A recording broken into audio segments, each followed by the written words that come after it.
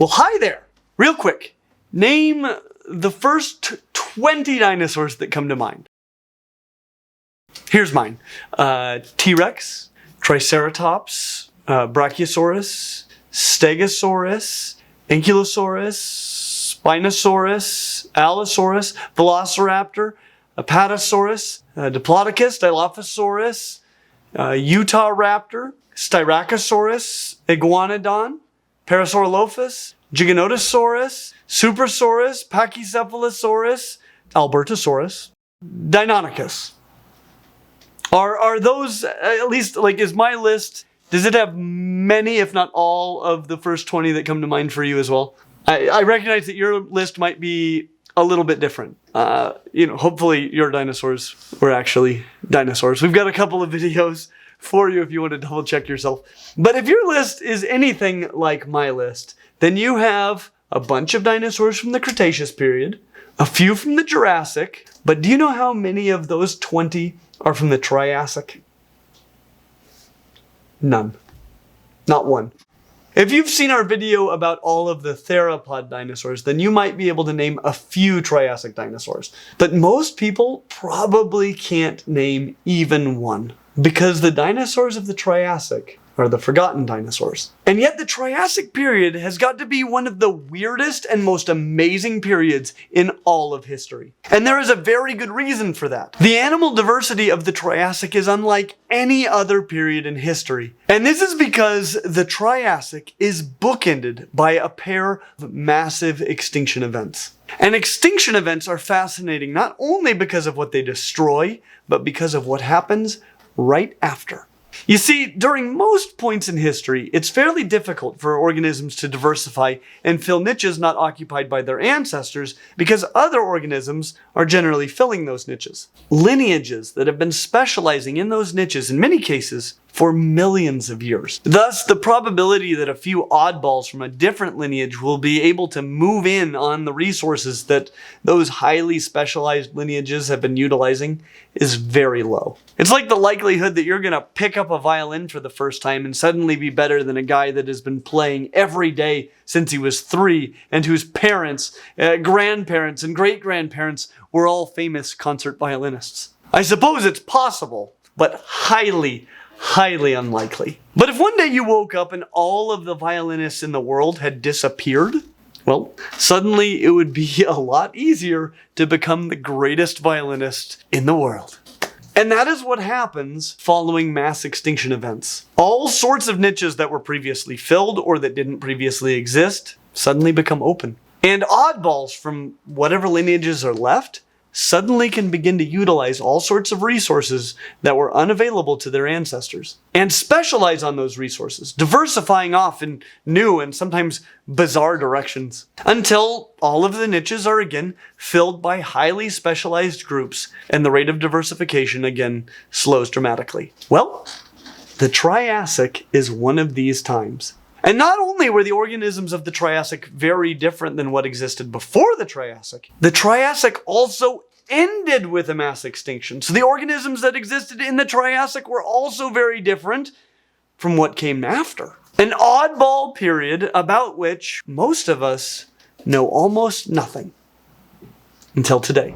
I'd just like to say happy Dinosaur December. Have you got your own what's your favorite dinosaur shirt yet? That's the conversation you want to be having. And now I'm curious what your favorite Triassic dinosaur is. But I just want to say real quickly, thank you to our patrons on Patreon. Dinosaur December honestly was a really scary thing for us to try out last year, and we wouldn't have been able to do it without the support of our patrons on Patreon.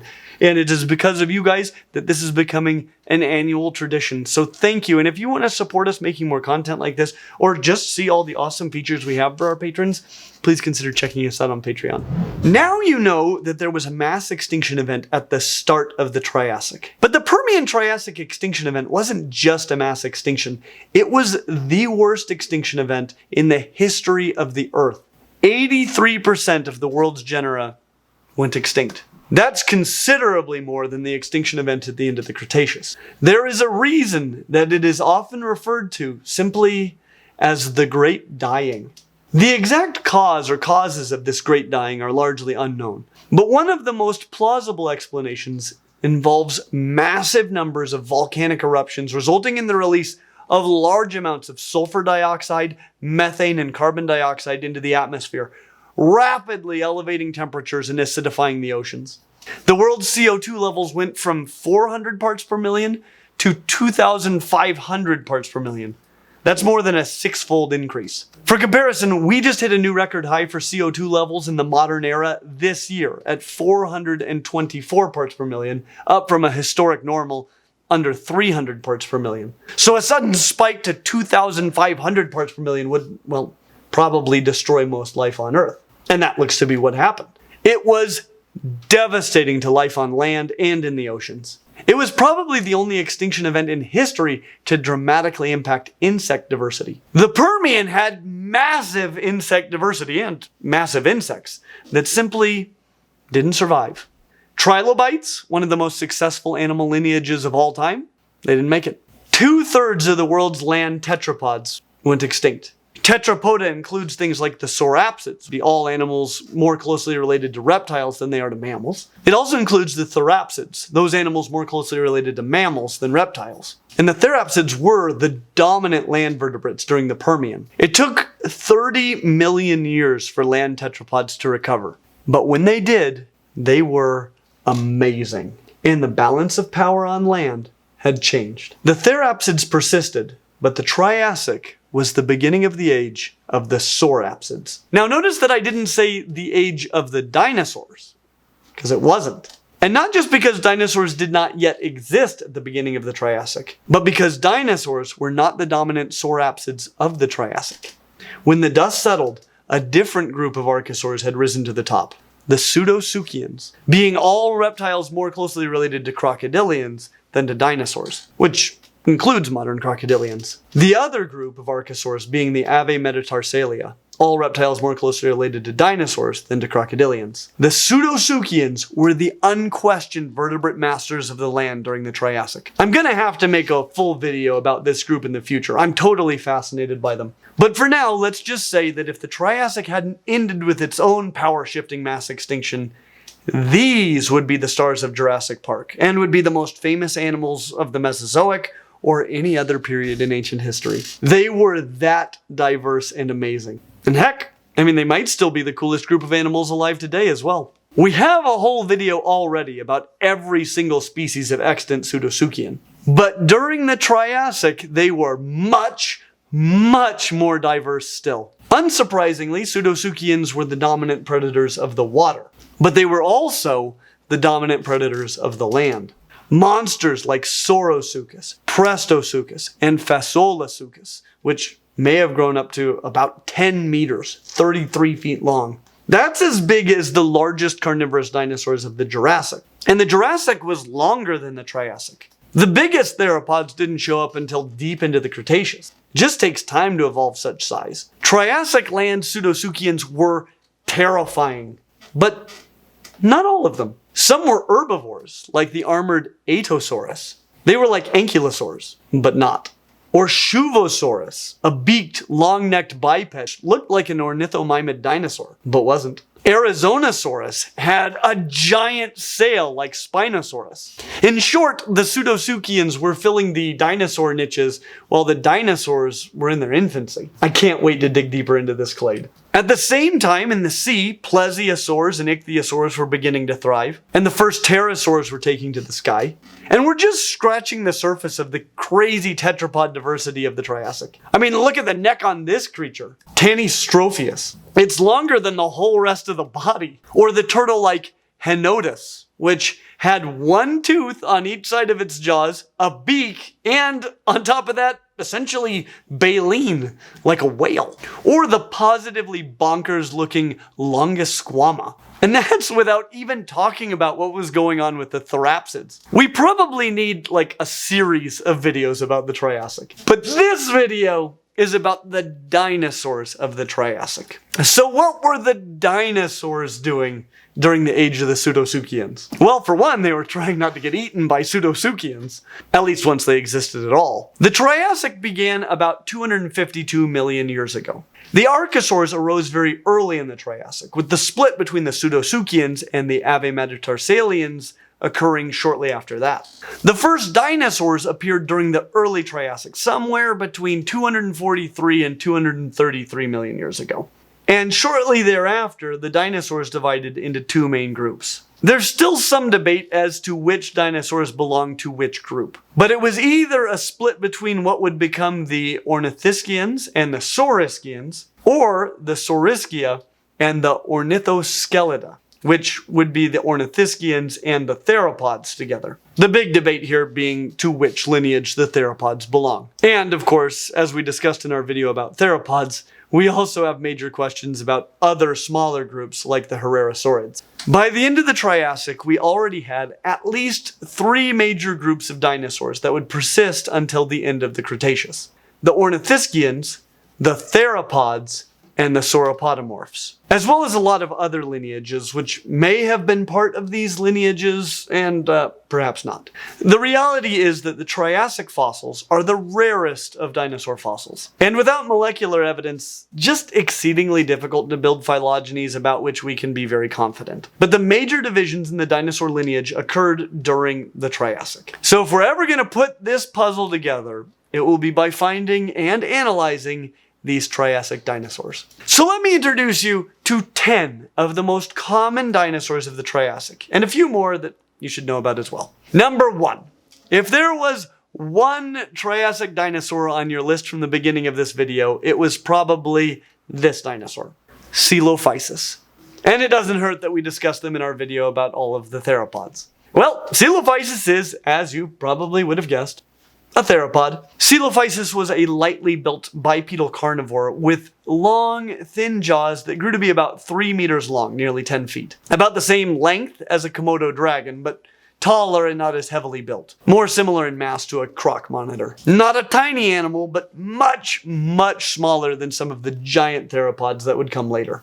Number 2 on our list is this dinosaur, Plateosaurus. Plateosaurus, like Coelophysis, is bipedal. But this is not a theropod. This is a sauropodomorph. You're probably familiar with many sauropodomorphs from the Jurassic and Cretaceous, such as Brachiosaurus, Diplodocus, Apatosaurus, Suprasaurus, Argentinosaurus, and Brontosaurus. And if there is one thing that you know about these dinosaurs, it's that they had long necks. But if you know 2 things about them, it's that they walked on 4 legs. And the fact that they were all huge is probably in there somewhere. Anyway, you probably know these 3 things about sauropodomorphs generally.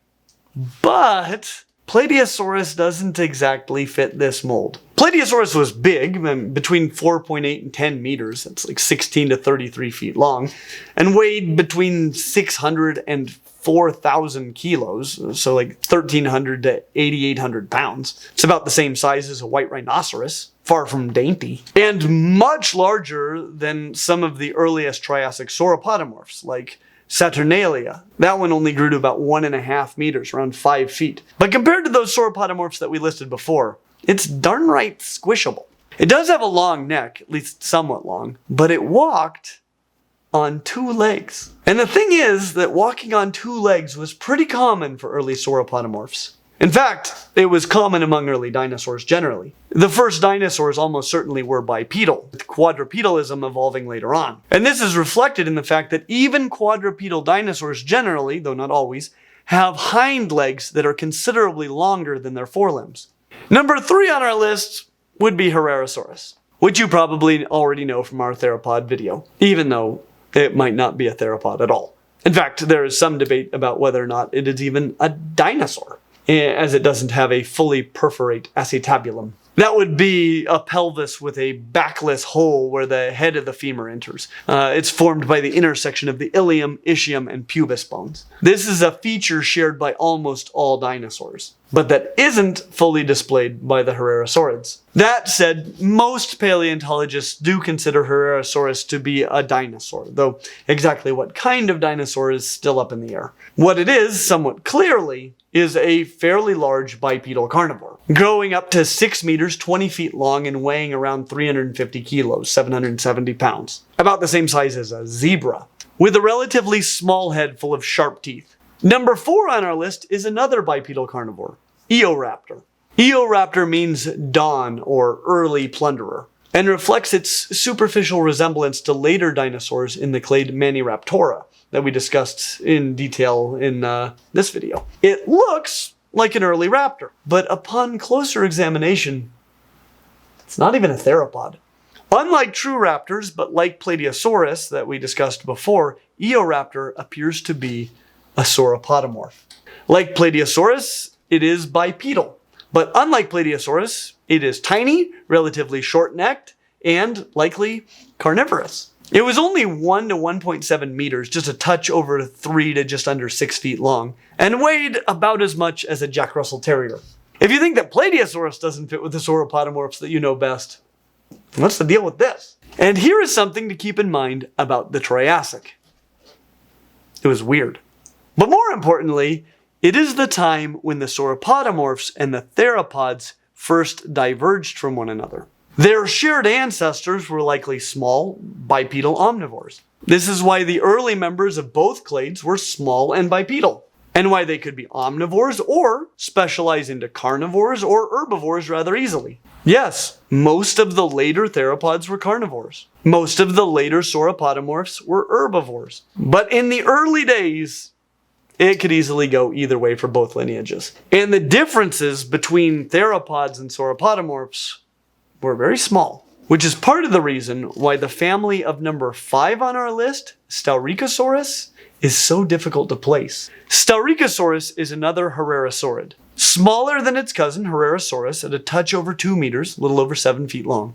As we mentioned before, this whole family may not even be dinosaurs, but if they are, one common place where they're often placed phylogenetically is just before the split of the sauropodomorphs and the theropods, a third lineage of Saurischians. And, like Eoraptor, just once again showing how the early members of the Saurischia were not that different in form from what we usually think of as being theropods, and could easily evolve to appear very similar to theropods, even if they weren't true theropods. Number 6 on our list is this creature, Massospondylus. Massospondylus was big for the early Triassic at least, at around 4 meters, 13 feet long, and weighing around a ton. About the same size as a walrus. It is bipedal, but I bet at this point you have no trouble identifying it as a sauropodomorph. It has the small head and long neck typical of the group. And if you got close enough, you would see many other sauropodomorph features, like leaf-shaped teeth, which actually help identify Eoraptor as a member of the group as well. On top of that, it has a large thumb claw on their pollex, or opposable thumb. These are things that all of the sauropodomorphs that we have listed so far have possessed. Features not possessed by number 7 on our list, Lilian sternus. Lilian sternus looks like a theropod, and it actually was one. In many ways, it was similar to Coelophysis, but it was bigger still at a little over 5 meters, around 17 feet. Instead of weighing about as much as a croc monitor, it weighed more than a Komodo dragon, about twice as much, 127 kilos, it's 280 pounds. It was a coelophysoid, like Coelophysis, but was actually the most distantly related member of the group to Coelophysis. In addition to being larger, it also may have had a large crest on its head. And it had a longer femur than tibia. Its thigh was longer than its shin, unlike Coelophysis, but similar to the Jurassic Dilophosaurus and the Carnosaurs of the Jurassic and Cretaceous. Number 8 on our list is the Rheogosaurus. At this point, I think you know what this is. But yes, you're correct. It's another bipedal sauropodomorph. Though this was a massive animal at 10 meters, 33 feet, and weighing 3,000 kilos, 6,600 pounds, with very large and robust forelimbs. They're almost as long as the hind limbs, and being so massive, some people think this may have been an early quadrupedal sauropodomorph. That said, there are many reasons to think that this was still primarily bipedal. It has leaf-shaped teeth and many other features typical of sauropodomorphs, and is widely considered to be closely related to the true sauropods that appear later on in the early Jurassic. Number 9 on our list, Thecodontosaurus, is a little bit harder to place. It's pretty small, at no more than a touch over 2 meters, 6.5 feet long, has a short neck, is bipedal, but its leaf-shaped teeth give it away. And it turns out that this tiny sauropodomorph is likely small due to a phenomenon called insular dwarfism, where island species, especially homeotherms, get smaller on islands. And after 9 common Triassic dinosaurs, you might have noticed that none of them have been Ornithischians. It seems that this lineage didn't really take off until the Jurassic, but it did exist in the Triassic, right? For example, this dinosaur, Eocursor, which would probably make the best pet of any non-avian dinosaur I've ever discovered. It's an early Ornithischian. I want one real bad. I mean, it's smaller than Gus Gus. It was probably an herbivore, and it's a freaking dinosaur. But it now appears that it came from the early Jurassic, possibly not the Triassic. But the Ornithischian lineage is thought to be older than the divide between the sauropodomorphs and the theropods. If so, they had to be there, almost since the beginning of the dinosaurs. But when it comes to fossils, they aren't. Or they almost aren't. But there is at least one. Number 10 on our list, Pisanosaurus. And we'll talk about them here in a moment. But I want to talk about what this lack of Triassic Ornithischians means, because it could absolutely shake up dinosaur phylogenetics as a whole. Last Dinosaur December, we went through the traditional phylogeny of Dinosauria, looking for the largest and smallest from every single major clade. And I said then, as I did earlier today, that there was some doubt about the relationships that have been traditionally proposed. And the near total lack of Triassic Ornithischians is a major reason to doubt it. While it is possible that the Ornithischians were there at some level, since before the split between the sauropodomorphs and the theropods, there are no fossils of Ornithischians that old. Even Pisanosaurus doesn't show up until the end of the Triassic. But if the Ornithischians truly didn't appear until the end of the Triassic, where did they come from? Well, it would appear that if this is the case, they likely came from within the Saurischia, which would make Saurischia without Ornithischia a paraphyletic group, like lizards without snakes, or reptiles without birds. To fix this, Saurischia would need to be changed. If the Ornithischians are more closely related to the Sauropodomorpha than to the theropods, then the Saurischia would include only the theropods, and the Sauropodomorpha with the Ornithischians would be a separate clade. If they're more closely related to the theropods than the Sauropodomorphs, then the Sauropodomorphs would be the only Saurischians, and the theropods with the Ornithischians would form a new clade, the Ornithoskeleta. And this is the leading hypothesis among those that propose that Ornithischians do not show up in the fossil record before the late Triassic because they were not present in the early Triassic. So a lot depends on whether this guy, Pisanosaurus, at just 1 meter long and sporting the Ornithischian pelvic anatomy with the pubis bone swept back parallel to the ischium, represents one of the oldest Ornithischians or just one of the oldest that we have ever found. And just to add insult to injury, there are some people that argue that even this oldest of Ornithischians is not actually an Ornithischian. Some even argue that it isn't really a dinosaur. And the Triassic is really the only time in history where we can find a dinosauriform archosaur and not be sure that it's really a dinosaur. So there's some possibility that the Ornithischia didn't come about until the early Jurassic. But given that several of the 10 Triassic dinosaurs that we have discussed here might not actually be dinosaurs, let's do one more. A very cool one, because this may represent one of the first tetrapodal sauropodomorphs, Melanorosaurus, which some people regard to not only be one of the first tetrapodal sauropodomorphs, but a true sauropod. At 8 meters, 26 feet long, and weighing 1,300 kilos, over 2,800 pounds, it was no slouch, though a comparative Lilliputian compared to what would come in the Jurassic. Should we make a video about the Jurassic in the future? As always, like and subscribe, and we hope to see you real soon.